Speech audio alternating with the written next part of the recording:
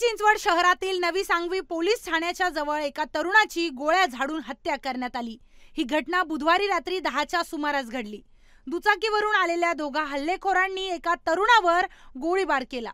यात त्याचा जागीच मृत्यू झालाय। ठार झालेला तरुण हा रेकॉर्डवरील गुन्हेगार आहे। त्यांच्यावरच अनेक गुन्ह्याची नोंद आहे।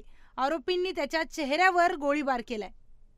पोलिसांनी दिलेल्या माहितीनुसार नवी सांगवी येथील शंकराच्या पुतळ्यापासून काही अंतरावर ही घटना घडली। आरोपी कदम हा येथे असताना दोघे जण दुचाकीवर आले। त्यांनी दीपक कदम याच्यावर जवळून 3 गोळ्या झाडल्या। त्या चेहऱ्याला लागल्याने त्याचा जागीच मृत्यू झाला। या घटनेमुळे सांगवीसह पिंपळेगुरव परिसरात दहशतीचं वातावरण आहे। गोळीबार कुणी केला, का केला हे प्रश्न अनुत्तरित आहेत। पोलिसांनी या प्रकरणी आरोपींचा शोध घेण्यासाठी तपास पथकांची स्थापना केली आहे। तसेच आरोपीचा शोध घेतला जात आहे। ही संपूर्ण घटना वैमनस्यातून घडली असावी अशी शक्यता वर्तवली जाते। Bureau report, Sudarshan Marathi, Pimpri Chinchwad.